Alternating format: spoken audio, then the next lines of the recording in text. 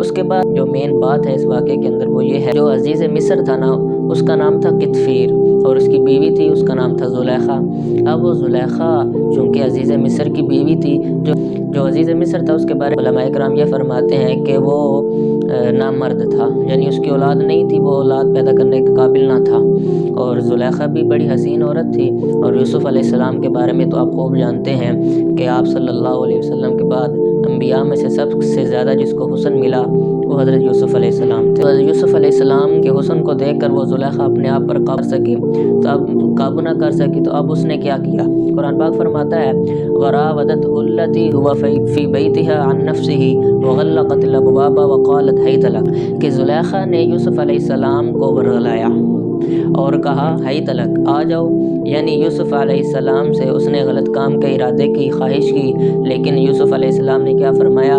معاذ اللہ، میں اللہ کی پناہ میں آتا ہوں، میں یہ کام نہیں کرتا۔ کیوں؟ کہ میں اللہ کا نبی ہوں۔ اور انہ ربی احسن مثواج، جو تمہارا خامند ہے اور میرا مالک ہے وہ میرا بڑا اچھا ہے اور اس نے مجھے ٹھکانہ دیا، لہذا میں اس کے ساتھ یہ خیانت نہیں کر سکتا۔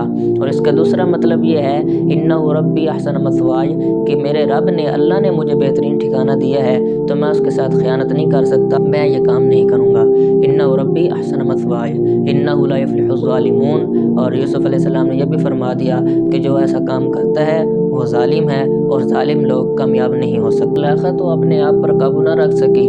قرآن پاک نے فرمایا وَلَقَدْ هَمَّتْ بِهِ، اس نے تو یوسف علیہ السلام کا ارادہ کر لیا، وہ اصرار کرتی رہی، لیکن قرآن پاک کہتے ہیں وَلَقَدْ هَمَّتْ بِهِ وَهَمَّ بِهَا لَوْلَا أَن رَأَىٰ بُرْهَانَ رَبِّهِ، کہ اگر اللہ تعالیٰ یوسف علیہ السلام کو اپنی برہان نہ دکھلاتے تو قریب تھا کہ یوسف علیہ السلام بھی ارادہ فرما لیتے، لیکن یوسف علیہ السلام نے ارادہ نہیں فرمایا۔ کیوں؟ کیونکہ ایک تو وہ اللہ کے نبی ہیں اور نبی پاک دامن ہوتے ہیں، اور دوسری بات یہ تھی کہ اللہ تعالیٰ نے انہیں برہان دکھلا دی تھی، جس کی وجہ سے یوسف علیہ السلام نے یہ کام نہیں کیا۔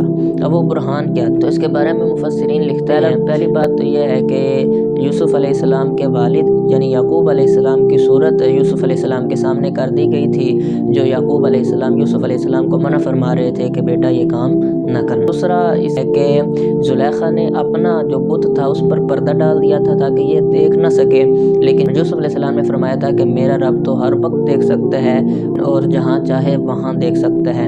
تو دوسرا مطلب یہ ہے کہ یوسف علیہ السلام نے یہ فرمایا۔ تو یہ ایک دو تفسیریں تھیں جو میں نے آپ کے سامنے پیش کر دی ہیں، اور اس طرح اللہ تعالیٰ نے یوسف علیہ السلام کو بچا لیا کیونکہ وہ نبی تھے، اللہ تعالیٰ نے ان کو بچانا ہی تھا۔ لِنَصْرِفَ عَنْهُ السُّوءَ وَالْفَحْشَاءَ إِنَّهُ مِنْ عِبَادِنَا الْمُخْلَصِينَ، کیونکہ وہ اللہ تعالیٰ کے چنے ہوئے بندے تھے تو اللہ تعالیٰ نے انہیں بچا لیا۔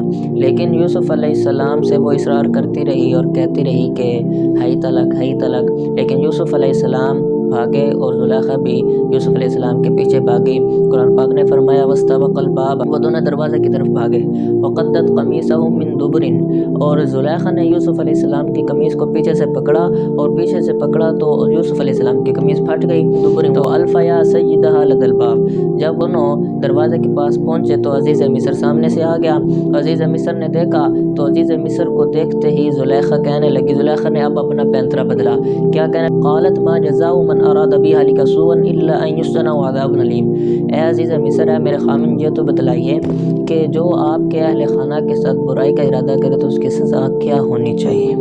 اب پینترا بدل لیا، اب پوچھ بھی رہی ہے کہ سزا کیا ہونی چاہیے، اور پھر اس کے بعد خود سزا بتا بھی رہی ہے الا ان يسجن، اسے قید کر دیا جائے، عذاب الیم، یا دردناک اسے سزا دے دی جائے۔ جب یہ بات سنی یوسف علیہ السلام نے تو یوسف علیہ السلام نے فرمایا ہی راودتنی عن نفسی، اس نے مجھے بہلایا ہے، پھسلایا ہے، مجھ پر الزام لگا رہی ہے۔